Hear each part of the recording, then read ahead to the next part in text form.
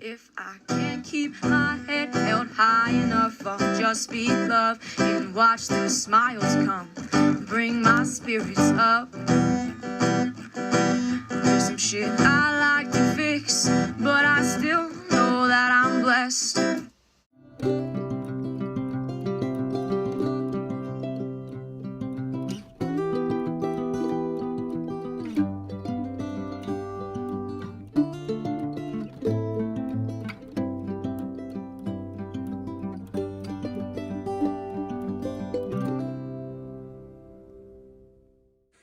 I'm going to try to read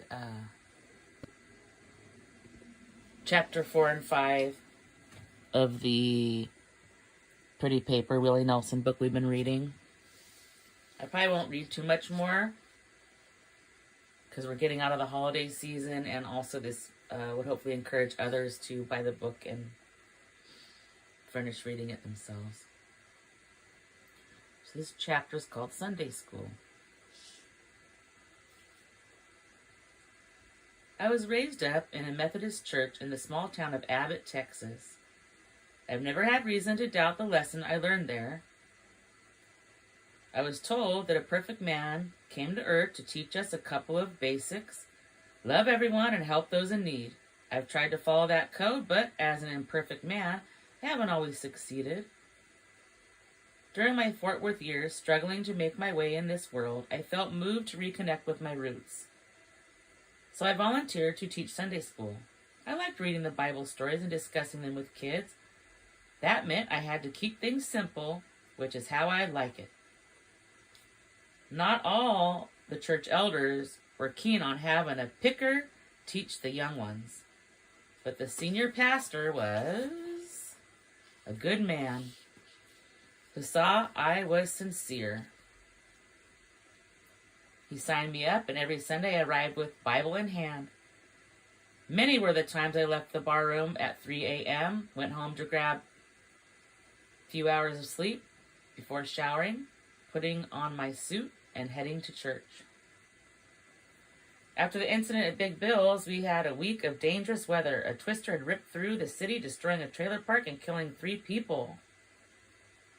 The building where Bill housed his bar was badly damaged and closed up for repairs. All week long, I thought about going back to Leonard's, to see if Vernon was there, but the storm stopped me. I wondered how the storms affected Vernon. The man was still on my mind. By Sunday, the weather broke and the sun came out strong and unseasonably warm. The air was crisp and clean. Because I hadn't worked Saturday night, I got a good night's rest. I arrived at Sunday school early. Before I even began discussing the morning's lesson, Danny, a 10-year-old, raised his hand and said, "I saw on the television how that big tornado killed some people." "I saw that too," I said. "Terrible thing." "Were those bad people who died?" "Wouldn't think so. I have no reason to believe so." "Well, if God is good, why did God let it happen?" "Wasn't God who did it. It was nature." "But isn't God in charge of nature? Isn't He in charge of everything?" Danny was bringing up serious issues, and I had to pause. I owed him a truthful answer. The truth is that we don't understand everything about God. Our minds aren't that big, but I can tell you this for sure. When we let God take charge of our hearts, we always do the right thing. "How can you tell it's the right thing?" asked Danny. "It's like when you share your food with someone who's really hungry. It feels good on the inside. My granddaddy busted his hip and can't walk too good, so I helped him down the porch steps this morning. Is that what you mean?" Smiling, I said, "That's just what I mean." For the rest of the morning, I abandoned the planned lesson and let the kids tell stories of how they had helped out others and how good it felt. Freckle-faced Mary talked about directing a fireman to the family cat caught up in a tree. Manuel proudly explained how he helped teach the alphabet to his younger brother. Paulette told us how she watched television with her blind aunt and described everything that was on the screen. Last Thanksgiving, Tommy joined his mom at the food bank, serving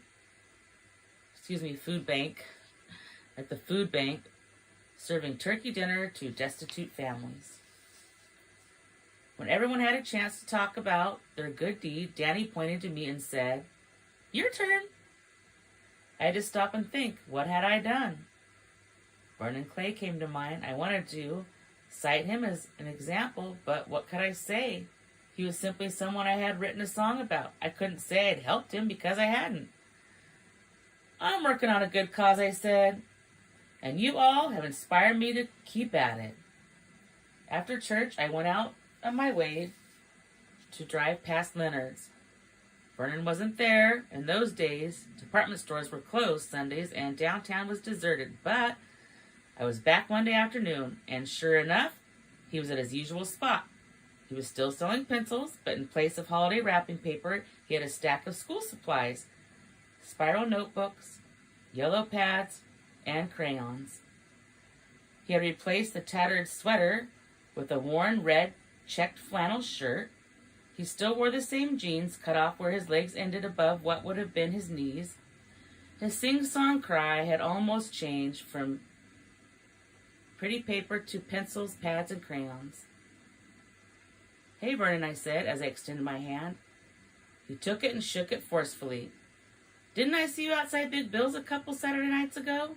His eyes regarded me quickly and then turned away.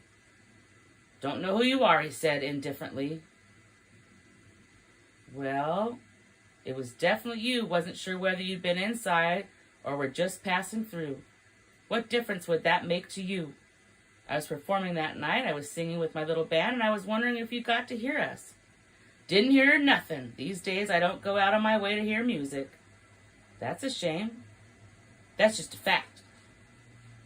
Music lifts our spirits. That's the whole point of music, isn't it?" Looking away from me, Vernon didn't say a word. Looking to fill in the long silence, I said, "Didn't you say you were once a singer?" "I didn't say anything. You here to buy something or to ask a bunch of questions?" I understood Vernon's hostility. I was a busybody, invading the man's privacy. At this point, I had to figure out once and for all what it was I was doing there. What did I want from this guy? I finally said it plain. "To tell you the truth, man, I'm just damn curious about you." "You ain't the first," he shot back, "and I suspect I won't be the last. And what does all this curiosity get me?" I didn't have a ready answer. I had to think about it. A few seconds later, I gave what I thought to be a reasonable answer. "A chance to tell your story," I said. For the first time, Vernon focused his eyes directly on me. His eyes were filled with suspicion. "There's nothing in it for me," he said. "There's a chance for you to unburden yourself." "Who says I'm burdened?" he snapped. I took a chance and said, "I do. It's something I feel in your spirit." "Oh, so now you're some kind of mystical reader of spirits." "I didn't say that. I just said that I'm sensing something heavy that maybe could be lightened." Rather than respond to me, he sang out his sales song to the few people passing by. "Pencils, pads, pretty crayons." One lady, accompanied by identical twin girls, stopped to peruse the merchandise. She liked what she saw, and so did the kids. They bought a bunch of stuff with a $20 bill and told Vernon to keep the change. "Nice sale," I said. "Standing here, I must be bringing you good luck." "Standing there, you're blocking my sun." "I'll move." "Good, and keep moving." Well, that was it. Vernon couldn't have been clearer. He had no interest in making a new friend, no interest in opening up, no need of me. The only polite thing to do was to leave the man alone, so I did. "Sorry I bothered you," I said. "Good luck." I waited for him to extend his hand, or at least look up and say goodbye. But he did neither. Hear the helicopter coming, perfect timing. That's the end of that chapter. The next chapter will be Chili Rice is Very Nice.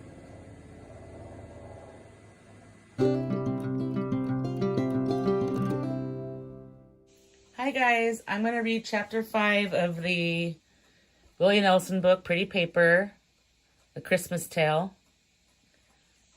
And that's all I'm going to read for this season. So I recommend reading the book. And comment down below if you want me to finish reading it maybe next season or something. I don't know. But I'm going to at least read this chapter here. It's called Chili Rice is Very Nice. My dog is over by the camera. Why? Because I said chili rice, you think there's something to eat here? Okay. She's so funny. I don't know why she's sitting here staring at me. But anywho, let's read the book. You want me to read to you, girl? A day later, I drove over to Big Bill's, felt the need, I suppose, to hang out with some people who, unlike Vernon, wouldn't mind seeing me. Bill was busy supervising the installation of a large piece of glass for his front window, which had been blown out in the storm. After the repair had been made, he invited me in for some beer. On the jukebox, George Jones was singing Tender Years. Once I fix that busted drain pipe in the back, I should be open for business tomorrow, he said. Tuesday nights are slow, but if you and your boys want to play for tips, have at it. Might be a good way to keep us out of trouble. Sorry, my dog's distracting me again. Talking of trouble, the other night before the trouble broke out, before that jackass came at you with a knife, I was fixing to ask you about that song you sang, the one about Christmas shopping. Pretty Paper? That's the one. You were writing about Vernon, weren't you? The guy with no legs who's always out there in front of Leonard's. Yeah, he did inspire me. Fact is, I've been trying to talk to him and learn his story. Good luck, said Bill sarcastically. He don't say nothing to no one.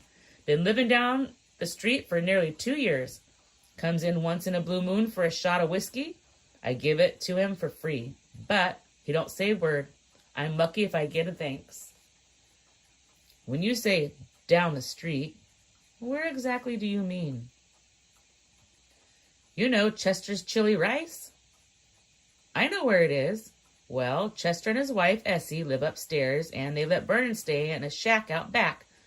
Don't ask me why. Knowing it was pointless, I didn't ask Bill any more questions about Vernon. Instead, I asked, how's that chili rice over at Chester's? Never tasted better chili, man. You gotta try it. Maybe I will. Maybe it was a sign, me stopping in at Bill's to learn without asking where Vernon lived. Maybe the universe was trying to tell me something. Or maybe it was just a bunch of coincidences. Whatever it was, my curiosity was re-aroused. And besides, I was hungry as hell. A big bowl of chili sounded good. Chili is good. There was a long line outside the door of the narrow little store. Above the open door, the sign crudely carved out of rough wood simply said, Good Eats. Nothing about Chester and his chili. I peeked inside and saw that there was no tables, only a small counter running against the back wall that allowed 7 or 8 people to stand up and eat. No stools. Most everyone was ordering takeout. I was also interested to see that the crowd was mixed between white and black, something of an oddity for Texas in the early 1960s. An old brown Crosley Bakelite radio was blasting KNOK, the Fort Worth Rhythm and Blues station. Bobby Blue Bland's Stormy Monday felt like the right song at the right time. So did B.B. King's How Blue Can You Get? The blues was brewing, and so was a huge pot of chili, whose spicy fragrance was enough to make a ravenous man dizzy. Once inside, I looked around and saw that the walls were plastered with the train schedule and punched out train tickets. There had to be thousands of them, maybe for fascinating wallpaper. As I approached the counter, I studied the face of the black man taking orders. I presume this was Chester, who looked to be in his 60s. His hair was sprinkled with gray, and his eyes were an unusual shade of green. He stood over 6 feet, and although hefty, was not fat. His manner was calm. The big hungry crowd hardly threw him. He just kept taking orders and shouting them out to the woman behind him, who was stirring a huge pot of chili and serving it up in cardboard cups. She was half his size, a petite lady with lightning-fast hands, whose concentration was fierce. Your choices were basic, a single or a double. Most everyone was ordering doubles, so when I got to the head of the line and found myself face-to-face with Chester, I followed suit. A double, please. You probably want lemonade to go with that. Well, what else do you have to drink? That's it. Then lemonade it is. Extra large, sure thing. For here or to go? I'll eat it here. I like how you've decorated your place, I said, looking around. You work for the railroad? 40 years, proud member of the Brotherhood of Sleeping Car Porters. Congratulations. Enjoy your food. Chili rice is very nice, the lady at the stove suddenly cried out. Eat it once and you'll eat it twice, several of the inline customers yelled in response. I presume this was a ritual. I watched the woman prepare my order. She took a couple of dollops of chili and dropped them over a mountain of rice. Then she added chopped onions, a thick slab of butter, and rich red salsa. The final topping was a generous layer of freshly grated cheese. The double chili plus the lemonade was $1.25. Big Bill was right. The dish was crazy good. So good, in fact, that I had to go back for a single. Liked it, huh? Asked Chester. You bet. Hell of a recipe you got there. I know, it's a blessing how it came about. How did it come about? Here's a little picture of a little bowl of chili there with a fork, not a spoon. Let me wait on these customers behind you. The dinner rush will be over in a few minutes. Stick around and I'll tell you the story. I stuck around. I even toyed with a second single, but managed to restrain myself. The stuff was addictive. I enjoyed watching Chester and his cook working in perfect tandem. Harmony is a beautiful thing, and not just in music. The music from the old Crosley radio kept pouring out sounds that I found soothing. This was around the time that Ray Charles had released his country album, and they were playing it on all the stations, black and white. Who doesn't love Ray singing I Can't Stop Loving You? Didn't have to wait more than half an hour before the place started emptying out. I went over to introduce myself to Chester. That's my wife, Essie, he said. My wife and my sure enough partner. Is she the lady I need to congratulate for this fabulous chili, I asked. Can't take no credit for that, said Essie. She cooks it up better than anyone, said Chester, but it wasn't her idea. Wasn't mine either. Came about in a strange way. You see, while I was working the trains all those years, Essie was working as a cook for the Zale family, the ones that own all those jewelry stores. Damn good cook, too. Her idea was to retire when I retired. Then we'd open a chicken and waffles restaurant. You see, we never had kids, and given how we're both tight with the dollar, we'd put some good money away. This is some 5 years back. Essie'd been cooking this fried chicken, mind you, her whole life. People swore by it, and the waffles were light and fluffy. We opened our place right in this here location, but for some reason, try as we might, we couldn't catch a fly in here. We put up flyers on the telephone poles, even gave away free samples in the bar rooms, but we just didn't catch on. We were just about to close up shop when one day this man comes in, a white man without no legs. He moves along on a wooden board with wheels using his arms. Got him these powerful arms. You can't help but feel sorry for him, so I tell him, don't worry about paying for his food. Naturally, he's grateful while he's eating his chicken. He overhears me and Essie talking about closing down. Very polite-like, he asks, why would we do that when the food's so good? Probably because there's so many other places where you can get fried chicken. Have you ever thought about chili, he asks. I like chili, I say, but it's not one of Essie's specialties. Then he proceeds to talk about this recipe his grandma used, and he'd be happy to give it to us. Can't explain why, but something told me to listen to this man. Something about how downright genuine he was. So right then and there, I ran out and bought all the ingredients he told me to get. Step by step, he told Essie what to do. A little bit of this, a little bit of that. Stir it, dice it, salt it, sweeten it. You know, I'm no cook, so I can't even tell you how it came together. I can, said Essie. I knew straight off that this man knew what he was talking about. When I whipped up the first batch, he tasted it and said, nope, it wasn't exactly right. I'd oversalted, so I tried it again. Can you believe it? Took 9 or 10 times before it got the flavor he said was right. That's when I tasted it, said Chester, and man, that's when I was sold. No doubt this chili rice was a winner.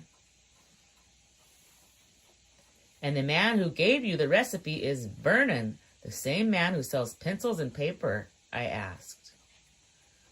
Oh, you're a friend of Vernon's? Asked Chester. Didn't think Vernon had any friends, said Essie. Not exactly a friend, I said, an acquaintance. Big Bill from down the street told me he lives here. That's the least we could do for Vernon, said Chester. He wouldn't take no money, not a dime. Said as long as we let him eat that chili for free, that was enough. But it wasn't enough, said Essie, not when I followed him home one day to find that he had no home. Poor soul was living out by the railroad tracks in some nasty old tool shed. I said, Vernon, this will not do. Not after you helped us the way you did. We got a little one-room apartment back of this building we bought with our savings. We're thinking of renting it out, and it looks like we found a tenant. Can't afford it, he said. That's when I put my foot down and said, decision's been made, Vernon. God has blessed us by bringing you in our life, and all we're doing is giving back the blessing. You ain't charging us nothing for your recipe, and we ain't charging you nothing for a decent place to stay. When did all this happen, I asked. A year this past Christmas. Yes, sir, it all happened around Christmas, and then in January, this writer wrote up something nice in the newspaper about our chili rice, and suddenly we went from going broke to landing in high cotton. Beautiful story, I said. Beautiful man, said Essie about Vernon. I tried to get him to talk about himself, I said, but I didn't get anywhere. Essie laughed. When it comes to saying anything personal like he clams up, I learned that right away. You can't help but be curious about what happened to him, but out of respect, I stopped asking. Cannot for the life of me, though, understand how a human soul can live without the comfort of some company, at least every once in a while. I got the idea he'd been a musician, I said. What makes you think so? Asked Essie. Being a musician myself, ma'am, I heard the way he sang out when he was selling his paper and pencils. I thought the same thing myself, said Chester. He don't say much, but when he do, you can hear music in what he's saying. One time I thought I heard guitar music coming from his room out back. Sounded mighty pretty, too. Be good if he had him a musician friend, someone to bring out the music in him. I'd like to talk to him about that. You know what, Essie said decisively, I'm going to tell him that. No, I'm going to do more than tell him. I'm going to bring you back there and let him know what I think. He's home? He came in a few hours ago. Lord knows what he's up to all alone. About time he had a friend. Now, Essie, cautioned Chester, you best leave well enough alone. I can tell this man standing in front of me has a good heart, Essie answered. Besides, somewhere in the good book it says to do for others what they can't do for themselves. This here is one of those times. So the next chapter would be Stella Harmony, but I'm going to stop reading here. If I do get comments where people really, really want me to go on, even though we're heading out of the holiday season, I'll do it. Or maybe we can continue on next year. For sure, if nothing else, you should buy the book, borrow it from the library, and read it. It's a pretty cool book. All right, guys. Take care. Bye.